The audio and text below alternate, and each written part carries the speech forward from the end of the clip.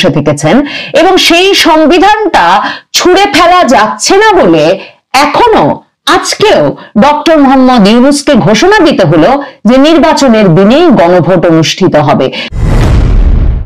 রাজপথে যখন জামায়াতে ইসলামী, ইসলামী ছাত্র শিবির, জাতীয় নাগরিক পার্টি খুব সক্রিয় আওয়ামী লীগ দমাতে, আওয়ামী লীগের লকডাউনে যাতে আওয়ামী লীগের নেতাকর্মীরা কোথাও বেরিয়ে পড়তে না পারে, ফ্যাসিস্ট দমনে যখন তারা রাজপথ প্রহরায় রাখছে, তখন তাদের গত কমাসে মানে 2024-এর আগস্ট থেকে তারা যে দাবি তোলা শুরু করেছে, সেসব দাবি যে আরেকবার ভেস্তে গেল সেই বিষয়টা একেবারে পরিষ্কার হয়ে গেল প্রধান উপদেষ্টা ডক্টর মোহাম্মদ ইউনূসের জাতির উদ্দেশ্যে ভাষণে।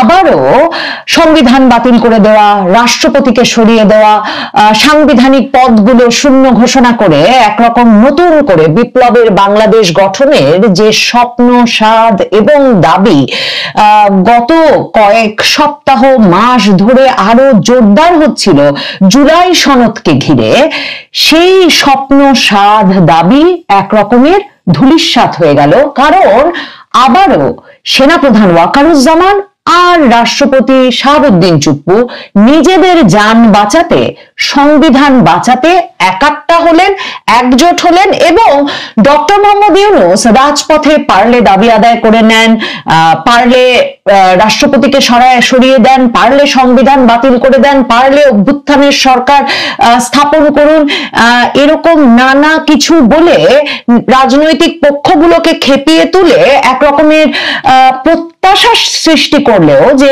তারা বোধহয় এসব দাবি আদায় করে ফেলতে পারেন, শেষ পর্যন্ত সেসব দাবি আবার ভেস্তে গেল। কারণ ওয়াকারুজ্জামান এবং শাহাবুদ্দিন চুপ্পু এই দুজন শেষ পর্যন্ত কিছুতেই সংবিধান থেকে সরে গিয়ে জাতীয় নাগরিক পার্টির যেমন আবদার ছিল জুলাই সনদ বাস্তবায়ন আদেশে প্রধান উপদেষ্টাকেই সই করতে হবে। কারণ জামায়াতে ইসলামী এবং জাতীয় নাগরিক পার্টির কথা ছিল যে ফ্যাসিস্টের দোসর, ফ্যাসিস্টের চিহ্ন এই রাষ্ট্রপতি শাহাবুদ্দিন চুপ্পু যদি জুলাই বাস্তবায়ন আদেশে সই করে, তাহলে সেই জুলাই বাস্তবায়ন আদেশ তো কিছুতেই গ্রহণ করা যায় না। কারণ জুলাই বাস্তবায়ন আদেশের মাধ্যমে প্রথমত যে কাজটা করতে হবে সেটা নাকি জুলাই সনদকে সংবিধানের ওপরে স্থান দিতে হবে। এখন তারা জুলাই বিপ্লবের কথা বলছেন। জামায়াতের আমির ডাক্তার শফিকুর রহমান এই 11 তারিখের পল্টন সমাবেশ থেকেও ঘোষণা দিয়েছেন যে যদি জুলাই সনদকে, জুলাই বিপ্লবকে সাংবিধানিক স্বীকৃতি না দেওয়া হয়, জুলাই সনদকে সংবিধানের ওপরে স্থান না দেওয়া হয় এবং জুলাই সনদ বাস্তবায়ন আদেশ স্বাক্ষর না করেন প্রধান উপদেষ্টা, তাহলে তাদের লাগাতার আন্দোলন চলবে। আর মানে নাহিদ ইসলাম জাতীয় নাগরিক পার্টির নেতা, তিনি তো বলেছেনই যে জুলাই সনদ অবশ্যই প্রধান উপদেষ্টাকে স্বাক্ষর করতে হবে। তাদের বিখ্যাত নেতা হাসনাত আব্দুল্লাহ, যিনি তার এক দাবির মুখে প্রধান বিচারপতি থেকে হাইকোর্ট বিভাগের বিচারপতি, আপিল বিভাগের বিচারপতি থেকে সব উল্টে পাল্টে ফেলেছেন এবং যিনি অক্টোবরেও গিয়ে বঙ্গভবনের সামনে দাঁড়িয়েছিলেন যে 48 ঘন্টার মধ্যে রাষ্ট্রপতিকে সরিয়ে দিতে হবে, তিনি এ দফায়ও আবার মানে দমকে দমকেই তারা বিভিন্ন সময় রাষ্ট্রপতিকে সরিয়ে দিতে হবে, রাষ্ট্রপতিকে সরিয়ে দিতে হবে বলেছেন। কারণ তাদের মূল লক্ষ্য সংবিধান ছুঁড়ে ফেলে, 72-এর মুজিববাদী সংবিধান ছুঁড়ে ফেলে একটা নতুন সংবিধান রচনা করা, গণপরিষদ গঠন করা এবং তার মাধ্যমে তারাই নাকি সংবিধানটা লিখে ফেলবেন। এই স্বপ্ন সাধ যাদের, সেই হাসনাত আব্দুল্লাহ আবারও এই কদিন আগে বললেন যে রাষ্ট্রপতি শাহাবুদ্দিন চুপ্পু জুলাই সনদ বাস্তবায়ন আদেশে স্বাক্ষর করার চেয়ে নাকি তাদের নদীতে ডুবে মরা ভালো এবং জুলাই বিপ্লবে, জুলাই অভ্যুত্থানে যারা হতাহত হয়েছেন তারা এবং তাদের পরিবার পরিজন নাকি আত্মহত্যা করবেন যদি জুলাই সনদ বাস্তবায়ন আদেশে রাষ্ট্রপতি স্বাক্ষর করেন। আজকে এই জাতির উদ্দেশ্যে ভাষণ দিতে ডক্টর মোহাম্মদ ইউনূস যাওয়ার আগেই জুলাই সনদ বাস্তবায়ন আদেশে সংবিধান অনুযায়ী মুজিববাদী সংবিধান মেনে রাষ্ট্রপতি শাহাবুদ্দিন চুপ্পু স্বাক্ষর করেছেন।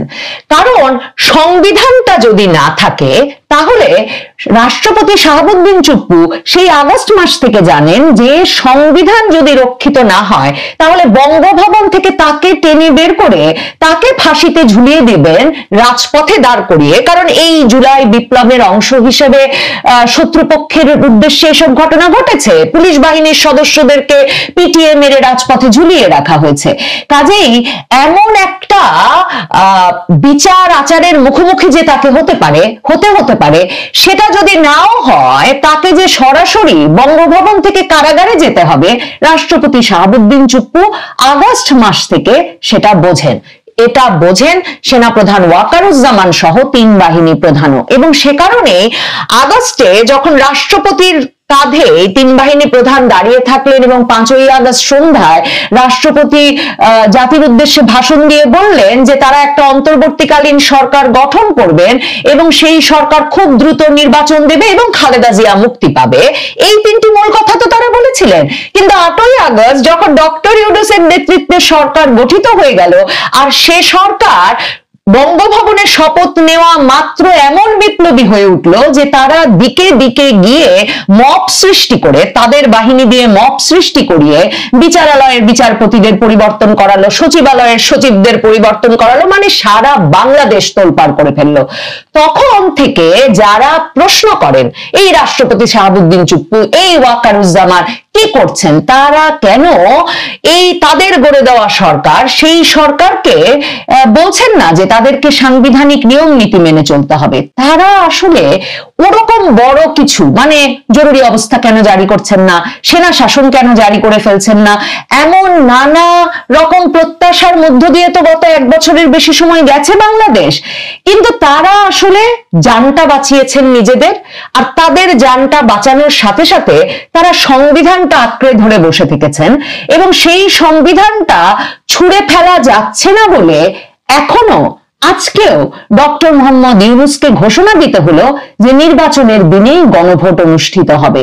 গত কয়েকদিন ধরে এই নিয়ে, মানে এই যে আসিফ নজরুল ঘোষণা দিলেন যে যদি মতানৈক্য না হয়, যদি আপনারা রাজনৈতিক দলেরা মতৈক্যে পৌঁছতে না পারেন, তাহলে প্রধান উপদেষ্টা সরকার একটা সিদ্ধান্ত দিয়ে দেবেন। কিন্তু আসলে সরকারের একক সিদ্ধান্ত নেওয়ার কোনো সাধ্য সামর্থ্য ছিল না, নেই, সেটাও এই সংবিধানটুকু আঁকড়ে ধরে সেনাপ্রধান ওয়াকারুজ্জামান আর রাষ্ট্রপতি শাহাবুদ্দিন চুপ্পু এই 14-15 মাস ধরে নিশ্চিত করে গেছেন। রাষ্ট্রপতি শাহাবুদ্দিন চুপ্পুর বাড়িতে, মানে বঙ্গভবনে গত রাতেও, এই আজকে যখন প্রধান উপদেষ্টা জাতির উদ্দেশ্যে ভাষণ দেবেন সেই রাতেও কিন্তু একটা বড় ধরনের দর কষাকষি হয়েছে। সেনাপ্রধান ওয়াকারুজ্জামান গিয়েছিলেন 12 তারিখ রাতে, বুধবার রাতে বঙ্গভবনে, এবং সেখানে শাহাবুদ্দিন চুপ্পু এবং সেনাপ্রধান ওয়াকারুজ্জামান সিদ্ধান্ত নেন যে এই আদেশে রাষ্ট্রপতি ছাড়া কিছুতেই ডক্টর মোহাম্মদ ইউনূসকে সই করতে দেওয়া যাবে না। জুলাই সনদ বা কোন সনদ, মানে কি নামে সে সনদ ডাকা হচ্ছে সেটা বিষয় নয়, কোন সনদকে যদি সংবিধানের উপরে স্থান দেওয়ার কথা হয় তাহলে রাষ্ট্রপতি এবং সেনাবাহিনী একজোট তারা জরুরি অবস্থা ঘোষণা করবেন। এই হুমকিটা সেনাপ্রধান ওয়াকারুজ্জামান এর আগে 11 তারিখ মানে মঙ্গলবার গিয়ে দিয়ে এসেছিলেন ডক্টর মোহাম্মদ ইউনূসের যমুনায় গিয়ে।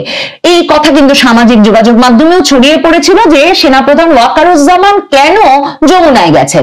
প্রথমে তিনি সেখানে গিয়ে এটা বলে এসেছেন, কারণ আমি আপনাদের বলেছি যে সেনাবাহিনীর জেনারেলেরা এখন এই নির্বাহী বিভাগকে, ডক্টর ইউনূস সরকারকে একেবারেই বিশ্বাস করছে না। এমনকি ইউনূস সরকারের প্রিয় যে জেনারেলেরা, মানে উনি তো সেই আগস্টের পর থেকে একরকমের ভাগাভাগি করেছেন যে ওয়াকার হাসিনার লোক, আরো হাসিনার লোক, উনি নিজেদের লোক বানানোর চেষ্টা করেছেন। জাতীয় নিরাপত্তা উপদেষ্টা খলিলুর রহমানকে মাথার উপরে বসিয়েছেন যেন তিনিও আরেকটা সেনাপ্রধান, এবং তার সঙ্গে মিলিয়ে সশস্ত্র বাহিনী বিভাগের যে পিএসও প্রধান উপদেষ্টার দফতরে কামরুল হাসান, সেই কামরুল হাসান কে ফেব্রুয়ারি থেকে সেনাপ্রধান বানিয়ে দেওয়া যায় কিনা সেই প্রচেষ্টা করেছেন। নানা রকম চেষ্টা চরিত্র তিনি করে সেনাবাহিনীকেও একরকম তার মানে বশবর্তী করবার, মানে তার অনুগ্রহের ভেতরে নিয়ে আসার চেষ্টা করেছেন। মানে ঠিক যে ধরনের ম্যানিপুলেশন, যে ধরনের মানে এক রকমের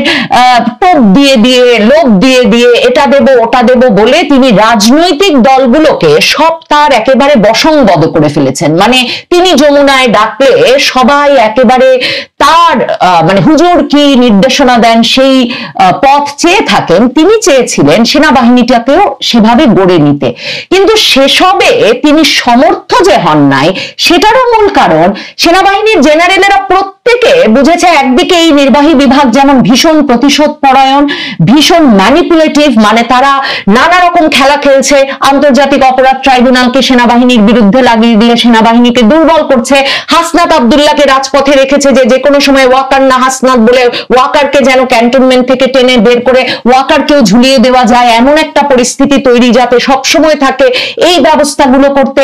এই সব কিছু বিবেচনা করে বিশেষ করে এই আন্তর্জাতিক অপরাধ ট্রাইব্যুনাল যখন সর্বশেষ এমনকি কর্মরত জেনারেলদেরকে, এমনকি যারা জামাতপন্থী, যারা জামায়াতের সঙ্গে 2024-এর জুলাই আগস্ট আন্দোলনের সময়ও ঘনিষ্ঠভাবে কাজ করছিলেন, ডিজিএফআই চিফ হামিদুল হক, এরা সহ এদের প্রত্যেককে বিপদগ্রস্ত করে যখন আন্তর্জাতিক অপরাধ ট্রাইব্যুনাল গুম খুনের মামলা দিয়ে দিয়েছে, গ্রেফতারি পরোয়ানা জারি করেছে, হাতকড়া পরিয়ে আদালতে নিচ্ছে, তখন জেনারেলেরাও সবাই একাত্তা হয়ে গেছেন। এখানে পরিস্থিতির একটা বড় বদল ঘটেছে।